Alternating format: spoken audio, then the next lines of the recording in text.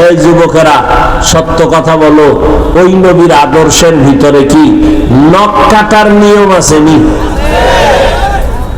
নাই? বুঝো নাই? নবীজির আদর্শ শ্রেষ্ঠ না? ওই নবীর আদর্শের মধ্যে নখ কাটার নিয়ম আছে। তুমি বেঈমানের পাছাটা গোলাম হইয়া নখ কাটো কেন? মুহাম্মদের ভাল লাগে না, আবার দাবি করো আশিকে রাসূল। ওই নবীর আদর্শে চুল কাটার নিয়ম আছে, তুমি বেঈমানের পা চাটো কেন? কি স্বার্থ বলো?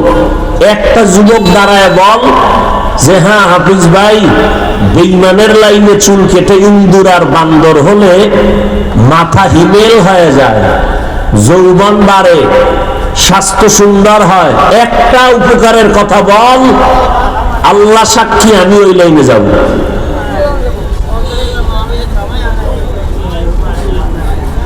এই রকম ইন্দুর আর বান্দরের তুমি তো মনে করো তোমার প্রিন্স মনে হয় না? তুমি তো পিছনের দিক তাকাও না যে তুমি অনুমান হয়ে রয়েছে। তোমার অনুমানের থেকেও খারাপ দেখায়, তোমার খবর নেই। আমার রসুলের আদর্শ এত সুন্দর, হাজারো লাখ বিবরণী রহমতের নবীর আদর্শ দেখে দেখে কালেমাওয়ালা মুসলমান হয়ে গেল। তুমি মুসলমানের ঘরে জন্ম নিয়া ওই নবীর উম্মত হয়ে সেই নবীর আদর্শ গ্রহণ করলা না, লাথি মেরে তাড়ায় দিলা। কপাল বড় খারাপ। আল্লাহ যদি হেদায়াত না দেয় লাইন আর তোমার খুলবে না রে বাবা। ওই নবীর আদর্শ এই জমিনে কোন হিন্দু মানবে? কথা হয় না। ওই নবীর আদর্শ কি কোন খ্রিস্টানেরা মানবে? ওই নবীর আদর্শ কি কোন ইহুদিরা পালন করবে? একটু জবাব দাও বাবা, কারা পালন করবে? কোন দেশের মুসলমান? শুধু লন্ডন, আমেরিকা, ফিলিস্তিন না সারা দুনিয়া? শুধু সালনা গাজীপুরের মুসলমান বাদ। হ্যাঁ, নবীর আদর্শ হিন্দুরা মানবে না, খ্রিস্টানেরা মানবে না, ইহুদিরা মানবে না, বৌদ্ধ ধর্মের লোকেরা মানবে না, মুসলমানেরা মানবে। তো তোমরা কি মুসলমান না? কায়দাটাও তো এই লাইনেই গেছে। ল্যাংটা না করলে লাইন বোঝা যাইব না তুমি কোন লাইনের। আর কেমনে লজ্জা দিলে লজ্জা হবে বলো?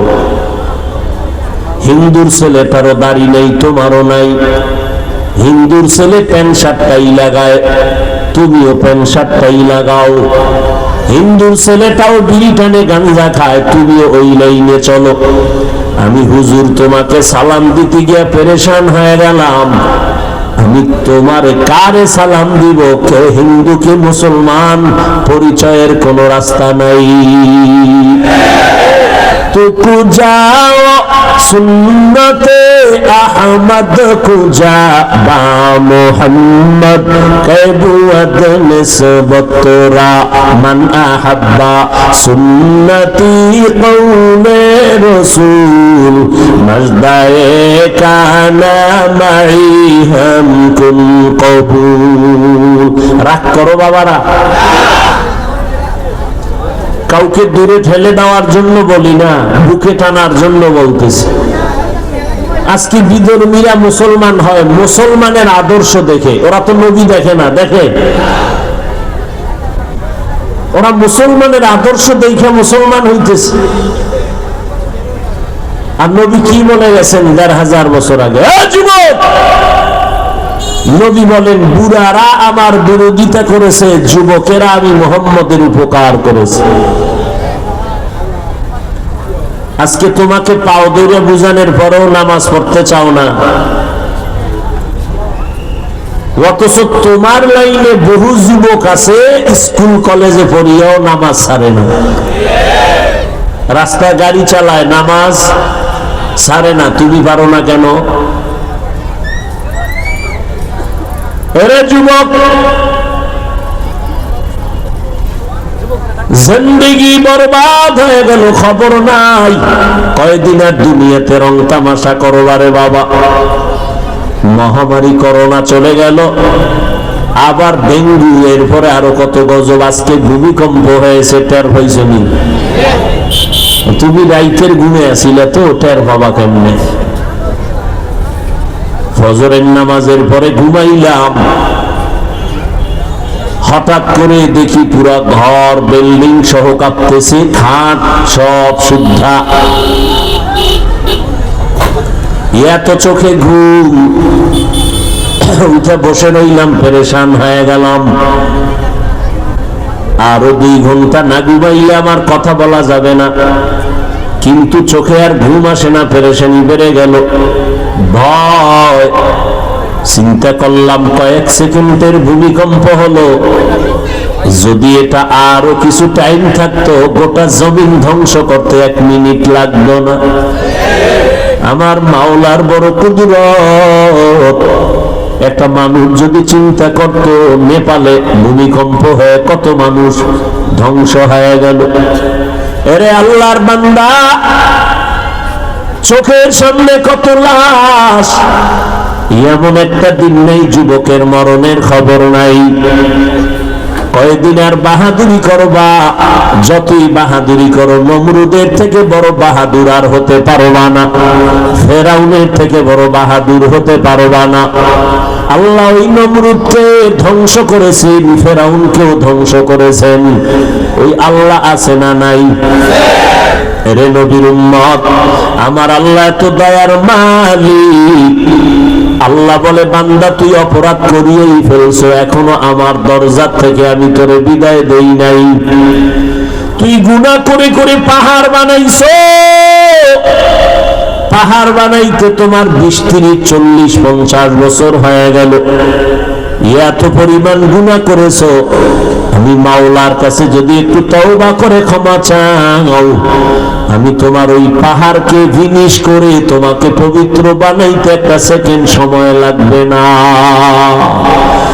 আতিনা ফি দারে দুনিয়া না হাসান, আতিনা ফি দারে উকবা না হাসান, ইয়া গিয়াসাল মুস্তাগীসি নাহদিনা লিফতিখারা বিল উলুমে ওয়াল গিনা। হর গোবিদে নেকো তু তৈয়ার হ্যায়, জু না মাঙ্গে উসসে তু বেজার হ্যায়। একটু চিন্তাও করো না রে বাবা। মনের যদি একটু প্রশ্ন করতা, আমার মতো যুবক জীবনে মাদ্রাসায় পড়ে নাই, গাড়ি চালাইয়াও নামাজ ছাড়ে না, আমি কেন পারি না? আমার কপালে না জানি কারো অভিশাপ লাগলো। এই যুবক, আজকে তোমার এত বয়ানের পরেও কেন অন্তর নরম হয় না? তোমার উপরে অভিশাপ আর অভিশাপ। তোমার ব্যবহারে মা বেজার, তোমার আচরণে তোমার আব্বা বেজার, তোমার আচরণে এলাকার মুরব্বীরা বেজার, তোমার আচরণে এলাকার সমস্ত মানুষ কষ্ট পায়, ওলামায়ে কেরামরা কষ্ট পায়। মনে হয় যেন চতুর্মুখী অভিশাপ তোমার কপালে। এটাই কি তোমার জীবন? অভিশপ্ত জীবন নিয়েই কি জমিনে জন্মগ্রহণ করেছো? জীবনে কি তোমার থেকে কোনো মানুষ আলো পাবে না? এরে যুবক, আল্লাহর গোলাম, কয়দিন আর এই জিন্দেগি নিয়ে তুমি চলবা? আল্লাহর কোরআনটা কি মিথ্যা মনে করেছো রে বাবা? এই 1500 বছর পর্যন্ত আমগো হুজুর গো চিৎকারের পুঁজির নাম হলো কোরআন। এই কোরআন এতটাই পিওর, একটা ভুল কেউ বের করতে পারে নাই। বহু বিধর্মীরা কোরআনের ভুল বের করার অপচেষ্টা করে ব্যর্থ হয়ে গেল, বরং বহু বিধর্মী কালেমা পড়ে মুসলমান হয়ে গেল।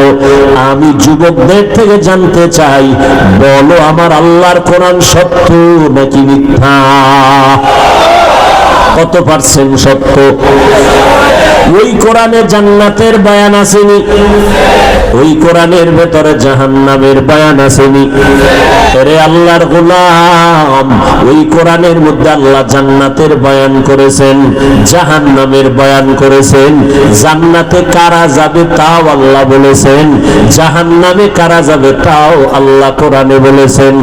আজও যদি কোনো ভাইজান কোরআনের একটা ভুল কেউ বের করে দেখাইতে পারো, আল্লাহর কসম আমরা জগতের কোরআনের বিরুদ্ধে এখন নেমে যাব, দাড়িটা কেটে ফেলবো, প্যান্ট শার্টটাই লাগাইয়া নাচ গানের মধ্যে চলে যাব, আর জীবনে নামাজের ভুলালি লাইনেও যাব না। কিন্তু আমি কেন, তুমি কেন? বহু পণ্ডিতেরা ভুল বের করতে পারে নাই, আর কিয়ামতের আগে কেউ ভুল বের করতেও পারবে না। অতএব কোরআন সত্য, জাহান্নাম আছে তাও সত্য, জান্নাত আছে তাও সত্য। কারা জান্নাতে যাবে, কারা জাহান্নামে যাবে, আল্লাহ তাও স্পষ্ট বলেছেন, ইন্নাল আবরারা লাফি নাঈম ওয়া ইন্নাল ফুজ্জারা লাফি জাহিম। নেক আমলওয়ালারা জান্নাতের পথিক, যারা গুনাহ করবে তারা জাহান্নামের পথিক। জান্নাতটা কেমন আরামের ঘর আল্লাহ তাও বয়ান করেছেন। তাজরি মিন তাহতিহাল আনহার, এমন জান্নাত যেটা নহর প্রবাহিত হবে, মধুর নহর, দুধের নহর, এত সুন্দর আরামের জান্নাত। মা তাশতাহি আনফুসুকুম, যা চাইবা চাওয়া মাত্র জান্নাতে তুমি তা পেয়ে যাইবা। জান্নাতে যা চাইবে তাই পেয়ে যাবে। এক সোরার ঘরের সোরা কয় বিড়ি ভাঙ যাইব। তো শাহ আতাউল্লাহ বুখারী, জগৎ বিখ্যাত কুতুবুল আলম, তারা এই প্রশ্নটা করেছিলেন এক শ্রোতা। কয় হুজুর জান্নাতে গেলে যা চাইবো পাবো? কয় হ্যাঁ। কয় বিড়ি পাওয়া যাইবি? যেমন প্রশ্ন তেমন জবাব দিলেন শাহ আতাউল্লাহ বুখারী। বলে এই কপাল পরা ভাইজান, যদি জান্নাতে গেলে বিড়ি পাও, আগুনের জন্য জাহান্নামে যাইতে হবে। আগুন লাগবে না বিড়ি টানতে? আগুন আনতে জাহান্নামে যাইতে হবে। তখন টের পাবি কত ধানে কত চাল। এমন এক জান্নাত আল্লাহ বানাইছেন, যেই জান্নাতের ভিতরে কোনো বুড়া বুড়ি থাকবে না। এমন জান্নাত আল্লাহ বানাইছেন, যেই জান্নাতের মধ্যে কোনো কালো মানুষ থাকবে না। সবাই থাকবে যুবক যুবতী এবং সুন্দর সুন্দরী। আল্লাহ কোনো কালো মানুষ রাখবেন না। জান্নাতীদেরকে জান্নাতে ঢোকার আগে জান্নাতের গেইটের সামনে একটা পানির কূপ আছে, নাম হলো আবে হায়াত। কি নাম? ওই আবে হায়াতের পানির মধ্যে আল্লাহ গোসল করাইয়া তারপরে জান্নাতে দিবেন। বুড়িরাও গোসল করবে, বুড়ারাও করবে। কালো মানুষ যখন আবে হায়াতের পানিতে নামবে, এমন কুদরতের পানি, গোসল করার পরে সব বুড়িরা যুবতী হয়ে যাবে, সব বুড়ারা যুবক হয়ে যাবে, কালো মানুষগুলো সব সুন্দর সুন্দরী হবে। জান্নাত এমন একটা আরামের ঘর, যেখানে পেট ভরে খাবে। মনে মনে ভাববে একটা আম যদি খাইতে পারতাম, সাথে সাথে দেখবে একটা আম সামনে হাজির, ভেতরে আমের গোড়া নাই। একবার একটু খাবে এক রকমের মজা, আর একবার খাবে আর এক রকমের মজা। এই রকম একটা ফলের মধ্যে 70 রকমের মজা আল্লাহ দান করবে। বেহেশত আযা কে আযারে নবাশত, কসে রাবা কসে করে নবাশো। এমন জান্নাত আল্লাহ বানাইছেন, যেখানে পেট ভইরা খাইবা, খাইতে খাইতে খাইতে খাইতে পেট এতটা বড় হবে, গাজীপুর জেলার মতো পেট বড় হয়ে যাবে। একটা ঢেকুর দিবার সাথে সাথে আগের মতো হবে। ওই জান্নাত আবাদুল আবাদ, যারা ঢুকবে জীবনে বের হইতে চাবে না। এমন জান্নাত যেখানে কোনো বাথরুম নাই, বাথরুমের চিন্তাও কোনোদিন মানুষের ভেতরে আসবে না, বাথরুমের ব্যাগ হবে না। এত আরামের জান্নাত 70 জন হুর পাবে। আর দুনিয়াতে যারা নেককার বিবি রেখে যাবে, এই নেককারিনী বিবিরা হবে হুরদের সরদারিনী। নেককার বিবির তো চিন্তাও নাই। এরে আল্লাহর বান্দা, বিয়ার আগে চিন্তা করে বিদেশের ভিসা নিতে হবে, বিয়ার সময় যৌতুক নামের পচা পায়খানা আছে না নাই? আল্লাহ হেদায়েত দান করেন। এত সুন্দর জান্নাতটা আল্লাহ কাদেরকে দিবেন? একটু আগেই কিন্তু বলছি, জান্নাত আল্লাহ কাদেরকে দিবেন? গাঞ্জা করে রে, নেক আমলওয়ালা যারা। আল্লাহ বলেন যারা গুনার রাস্তায়, এদের জন্য জাহান্নাম। জাহান্নামটা কেমন?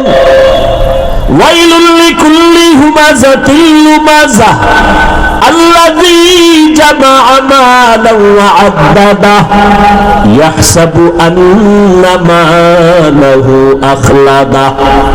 আহা, এক হুজুর আইছে এলাকায়, তো সবাই দোয়ার জন্য গেছে। আল্লাহর খাস বান্দারা দোয়া করেন, কারণ তাদের জবান আমগো জবান থেকে পবিত্র, তাদের নজর আমাদের নজর থেকে পবিত্র। এই জন্য তাদের দোয়াটা কবুল হতে কথা বল না কেন? قال النبي صلى الله عليه وآله وسلم, আল্লাহর নবী বলেন, জমিনের মধ্যে কিছু বান্দা আছে আল্লাহর এত প্রিয়, লাউ আকসামা আলাল্লাহ লা আবাররা, এরা যদি আল্লাহর জাতের শপথ করে বলে আল্লাহ তুমি এটা দাও, আল্লাহ কয় চাইতে দেরি আমি দিতে মোটো দেরি করি না। हर गोरी देने को तू तैयार है, जो न मांगे उससे तू बेजार है। যুবক, জান্নাত আল্লাহ বানাইছেন, জাহান্নাম মানুষের জন্য বানাইছেন।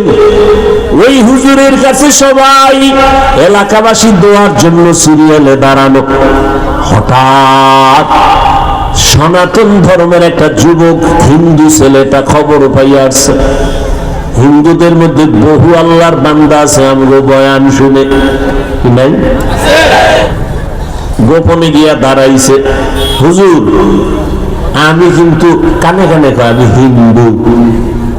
হুজুরে হাতটা লাগাইয়া হাত আর ছাড়ে না, যুবকের চেহারাটা দিয়ে তাকায় হুজুর কাঁদতেছে। যুবক ভয় পেয়ে গেল, আমি একটু সাক্ষাতের জন্য আমি হাত বাড়াইলাম, না জানি বেয়াদবি করে ফেললাম। যুবক ভয় পাইয়া বলে হুজুর বেয়াদবি করেছি নাকি, মাফ করে দেন। না রে যুবক, বেয়াদবি করো নাই, আমি মাওলা পাকের কুদরত দেখে চোখের পানি ছেড়ে কাঁদতেছি। বলে কি মাওলার কুদরত? বলে রে যুবক, এত সুন্দর চেহারা যেই মাওলায় বানাইছে, এই চেহারাটা জাহান্নামের আগুনে মাওলায় কেমনে জ্বালাইবে? যুবকের এক কথায় কলিজায় আঘাত। আল্লাহওয়ালাদের প্রত্যেকটা কথার মধ্যে বরকত। হিন্দু ছেলেটা বিদায় নিয়ে বাড়ি চলে গেল। বাড়ি যাইয়া চোখে ঘুম নাই। অমুক হুজুরে আমারে কি কথাটা বললো, আমার চেহারা সুন্দর, আমাকে নাকি আগুনে জাহান্নামে জ্বালাবে। হঠাৎ যুবকের অন্তরে আসলো, আরে জাহান্নামের আগুন তো অনেক পরে, মরার সাথে সাথে তো আমার দুনিয়ায় তো আমার ধর্মের লাইনে আগুন জ্বালায় দিবে না, আমার এই সুন্দর শরীর আমি আগুনে জ্বালাবো না। একটা দৌড় দিয়া আবার হুজুরের কাছে এসে কয় হুজুর মাফ করিয়া দেন, আমারে আপনি কালেমা পড়াইয়া মুসলমান বানায় দেন। এরে যুবক, যদি বলতি হাফিজ ভাই নিচে নাইমা পাও ধর, যদি তুমি পায়ে ধরো আর নামাজ ছাড়বো না, দাড়ি কাটবো না, আর মা বাবারে কোনোদিন কষ্ট দিব না, তুমি যদি আমগো পায়ে হাত দেওয়ার এক বেলার নামাজও ছাড়বো না, আল্লাহর কসম আমি নিচে নাই না তোমার পায়ে হাত ধরতে রাজি। কারণ তুমি বুঝো না রে বাবা, আজকে সূর্যের গরম সইতে পারো না রে বাবা, রাতের বেলা যখন বাসায় যাইয়ে ঘুমাইতে যাও ফ্যানের বাতাস ছাড়া তোমার শরীর ঠান্ডা হয় না, মশারি ছাড়া ঘুমাইতে পারো না, মশার কামড় সইতে পারো না। এরে বান্দা, গুনাহগার হইয়া যদি কবরে যাও, ওই অন্ধকার কবরে পোকামাকড় বল, ওই কবরে মশারি কোথায় পাইবা? ওই কবরে দুই পার্শ্বের মাটির চাপ কেমন করে সহ্য করো রে গোলাম? এই চিন্তা যদি করো আর নামাজ বাদ দিতে পারবা না। তোমার জীবনটা কেন ধ্বংস করতেছ রে বাবা? আমার মায়ার নবী, যার কোনো গুনাহ নাই, উম্মতের দ্বারে দ্বারে 40 বছরের পরে কোরআন ভাইয়া দাওয়াত শুরু করলেন। নবীর দাওয়াতের প্রথম কাজ, দায়িত্ব হলো কোরআনের তেলাওয়াত। নবী তেলাওয়াত করেন আর সবাই শুনে মুগ্ধ হয়ে যায়। যে আবু জাহেল না সারা দিন আমার নবীরে গালি দেয়, উতবা সাইবা নবীরে গালি দেয়, রাতের আধারে গোপনে গিয়া এই বেঈমানের বাচ্চাগুলো আমার নবীর ঘরের কিনারায় দাঁড়ায় দাঁড়ায় নবীর তেলাওয়াত গুলো শুনতেছে। এরে নবীর উম্মতের দল, আজ মুসলমানের জবানে কোরআনের তেলাওয়াত নাই। আমার জবানে না থাকলে তোমার জবানে আসবে কেমনে? ও বাবা, কয়জন বলতে পারবেন ফজরের নামাজের পরে আপনি কোরআন পড়েন, সূরা ইয়াসিন পড়েন? মুসলমানের সন্তানেরা কোরআন তেলাওয়াত ভুলিয়ে গেছে। একটু সময় পেলেই মোবাইল মোবাইল মোবাইল নিয়ে ব্যস্ত। আল্লাহর নবীর তেলাওয়াত, নবী তেলাওয়াত করে আর বলে আল্লাহর ইবাদত করো, রহমানের ইবাদত করো। বেঈমান মুশরিকরা কয়, আব্দুল্লাহর সন্তান, তুমি একবার কাও আল্লাহর ইবাদত করব, আবার একবার কাও রহমানের ইবাদত করব, আসলে কি তোমার আল্লাহ দুইজন নাকি? বলে না না। তাহলে একবার কেন বলো আল্লাহ আর একবার কেন বলো রহমান? বলো রহমান কাকে বলে? আমার নবীকে জবাব নিতে থাকো, অপেক্ষা করো। আল্লাহ তাআলা রহমানের পরিচয় দিয়া আর রহমান সূরাটা নাজিল করে বললেন, ও পয়গম্বর, আপনি এই জালেম মুশরিক বিধর্মীদেরকে রহমানের পরিচয় দিয়া দেন। আর রহমান আর আল্লামাল কোরআন, রহমান হলেন তিনি, কোরআন শিক্ষা দিলেন যিনি, খালাকাল ইনসান, মানুষ সৃষ্টি করলেন যিনি। আল্লাহ বলেন, আমি আগে কোরআন শিখাইয়া এরপরে মানুষ সৃষ্টি করেছি। বাস্তবেতে দেখি উল্টা, আমরা দুনিয়াতে আগে আসছি পরে কোরআন শিখলাম। আল্লাহ বলেন না না, আমি আগে কোরআন শিক্ষা দিয়েছি এরপরে মানুষ বানাইছি, আমি আগে মানুষ বানাই না।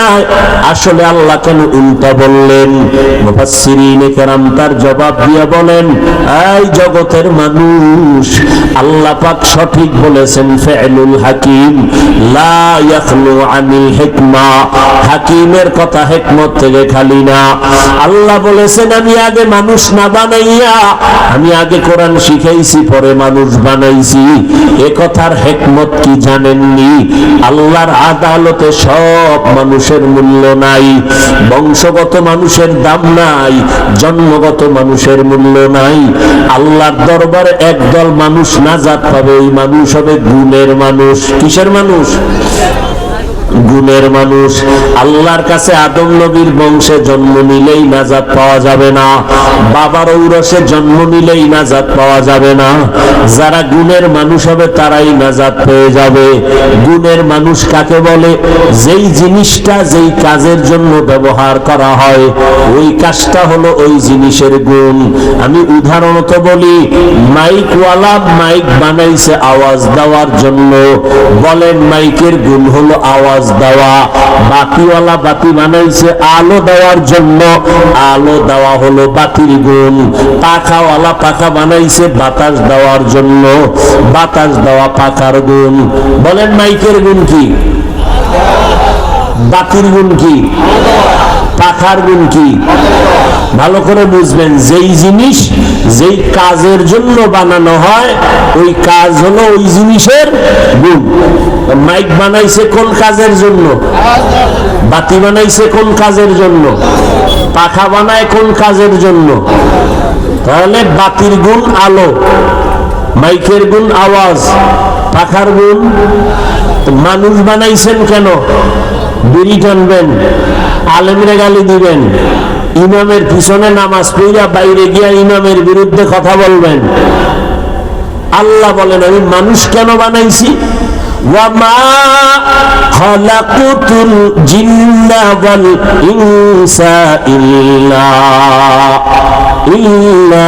লিয়াবুদুন।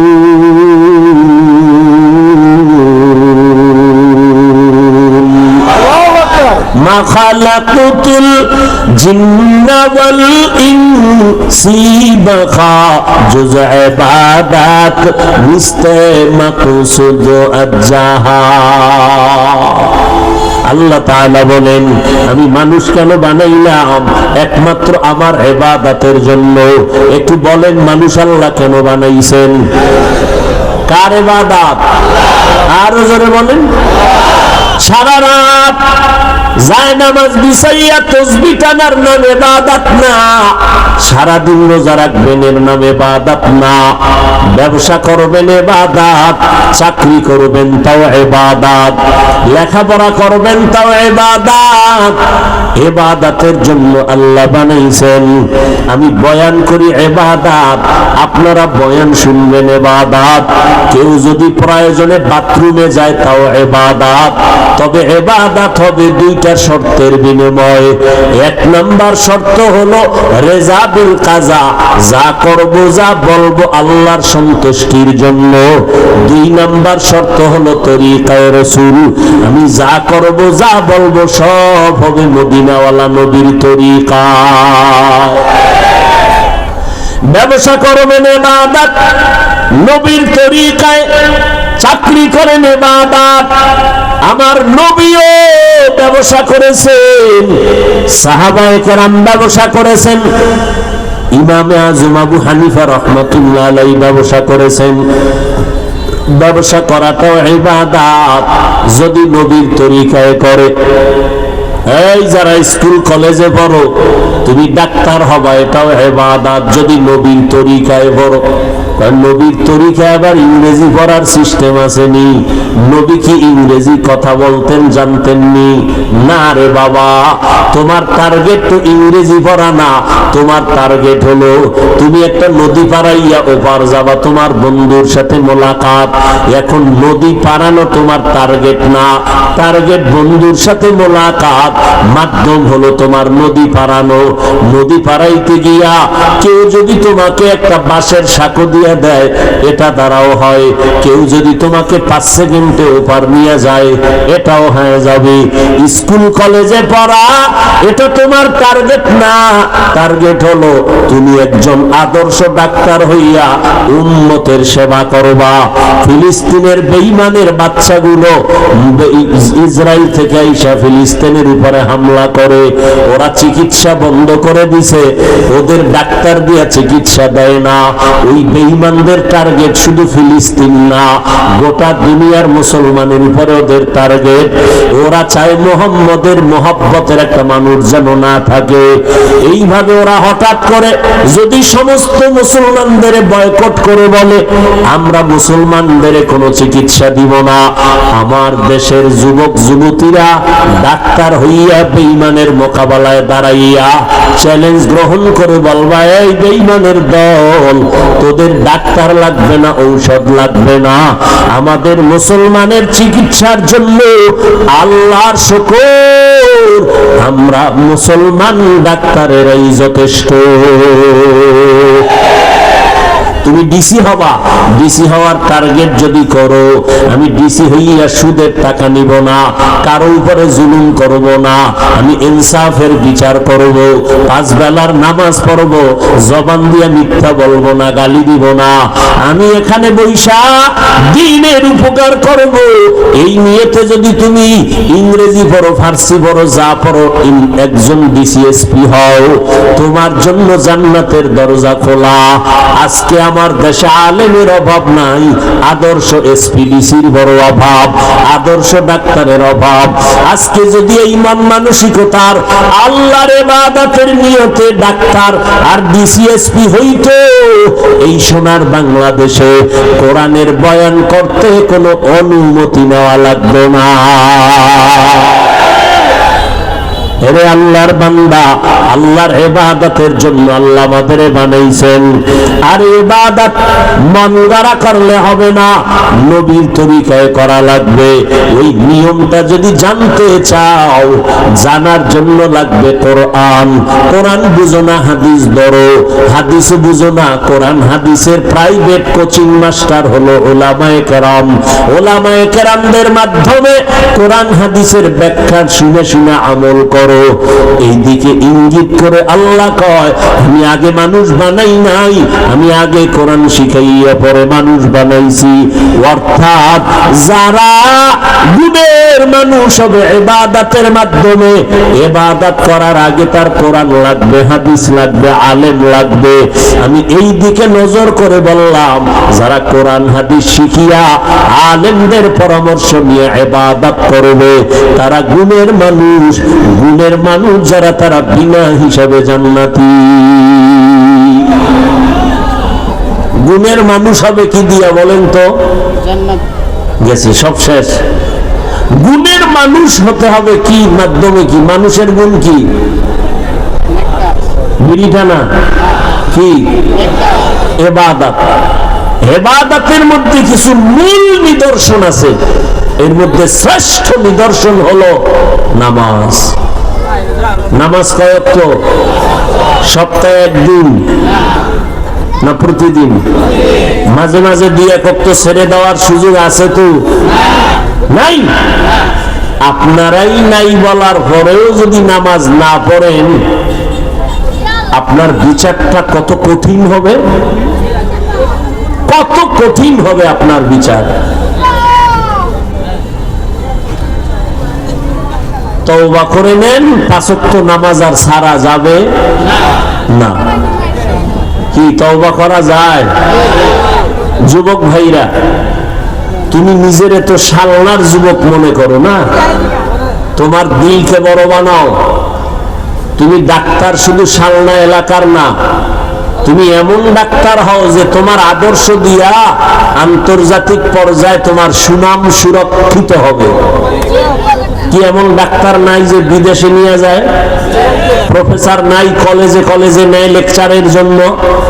তা তুমি ওই লাইনের যুবক হও, ওই লাইনের প্রফেসর হও, মরে গেলেও তোমার নামে স্বর্ণাক্ষরে ইতিহাস লেখা হবে। তুমি মরিয়াও অমর হয়ে থাকবা, সবাই দোয়া করবে। কাজী নজরুলের ইতিহাস পড়ো, রবীন্দ্রনাথের ইতিহাস পড়ো। মোবাইল তো চালাও, তো আকাম না কইরা কিছু কাম করতে পারো না? মোবাইল চালাইতে গিয়া সৌরজগৎটা কেমনে বানাইছে সার্চ দিয়া এগুলো দেখো, কাগজ কলমে লেখো, জ্ঞান অর্জন করো। জমিনটা কেমনে বানানো হলো, চাঁদের দেশটা কেমনে বানানো হলো, এগুলো তো এখন সব গবেষণা চলছে। তুমি মুসলমানের সন্তান, এদিকে খবরই নেই, সারা দিন রাত শুধু গুনাহ গুনাহ গুনাহ। আল্লাহ সবাইকে হেদায়েত দান করেন, আর জোরে বলেন। তো 5 ওয়াক্ত নামাজ পড়বে ইনশাআল্লাহ। আল্লাহ সবাইকে 5 ওয়াক্ত নামাজি বানায় দেন। মা বাবার সাথে ভালো আচরণ, উলামায়ে কেরামদের সাথে ভালো ব্যবহার, মুরব্বীদের সাথে ভালো আচরণ। কখনো জবান দিয়ে গীবত, গালাগালি, মিথ্যা কথা বলা যাবে? আল্লাহ সবাইকে তৌফিক দান করেন। এশার নামাজ পড়া লাগবে, এই মাত্র কইলেন নামাজ পড়া লাগবে, ছাড়া যাবে না। অথচ এখন যদি আজান হয়, বলে আজান হবে, নামাজ হবে, 10 ভাগের 1 ভাগও থাকবে না, থাকবে পরে। সাংস্কৃতিক অনুষ্ঠান আছে, আসবে, ওই বিড়ি টিড়ি টানবে, তো নামাজে আসবে না। যখন আবার শুরু হবে তখন এক হারাইব, নামাজের কোনো চিন্তাই নেই। হলো মুসলমান। আল্লাহ সবাইকে নামাজি বানায় দেন। নামাজ পড়িয়েন, যেখানে থাকেন পড়িয়েন, নামাজ ছাড়বেন না, কষ্ট হলেও নামাজ ছাড়বেন না। আল্লাহ আমাকেও কবুল করেন, আপনাদেরকেও কবুল করেন। সুবহানাল্লাহি ওয়া বিহামদিহি, সুবহানাকাল্লাহুম্মা বিহামদিকা, আশহাদু আল্লা ইলাহা ইল্লা আনতা, আস্তাগফিরুকা ওয়া আতুবু ইলাইক। আলহামদুলিল্লাহি রাব্বিল আলামিন, ওয়াস সালাতু ওয়াস সালামু আলা সাইয়্যিদিল আমবিয়াই ওয়াল মুরসালিন, ওয়া আলা আলিহি ওয়া আসহাবিহি আজমাইন। ইয়া আরহামার রাহিমিন, ইয়া আরহামার রাহিমিন, ইয়া আরহামার রাহিমিন। রব্বিরহামহুমা কামা রব্বায়ানি সগীরা। আল্লাহুম্মা ইন্নাকা আফুউন কারীম, তুহিব্বুল আফওয়া ফা'ফু আন্না। ও দয়ার মালিক, আমরা গুনার বোঝা নিয়ে আপনার দরওয়াজায় হাত তুলেছি, মেহেরবানি করে আমাদের গুনাহগুলো মাফ করে দেন আল্লাহ। আয় আল্লাহ, আজকের আয়োজন কবুল করে নেন, গুনাহমুক্ত জিন্দেগি দান করেন। আয়োজনকারী সহযোগিতাকারীদের কবুল করে নেন, এলাকায় শান্তি দান করেন, নবীজির সুন্নতওয়ালা জিন্দেগি দান করেন। আয় আল্লাহ, মাদ্রাসা কবুল করে নেন, মসজিদ কবুল করে নেন, অন্যান্য শিক্ষা প্রতিষ্ঠান নবীর আদর্শে কবুল করে নেন। মা বোনদের আবেদা বানায় দেন।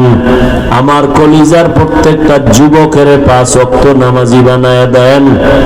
মোবাইলের গুনাহের থেকে আমাদেরকে হেফাজত করেন, গুনাহের প্রতি ঘৃণা জমায় দেন, সুন্নতের উপরে মজবুত আমলের তৌফিক দান করেন। নবীজির রওজা বাইতুল্লাহ জিয়ারতের তৌফিক দান করেন। চলার পথে ইজ্জতের সাথে হেফাজত করেন। আয় আল্লাহ, ইলম, হিকমত, আমলে বরকত বাড়ায় দেন।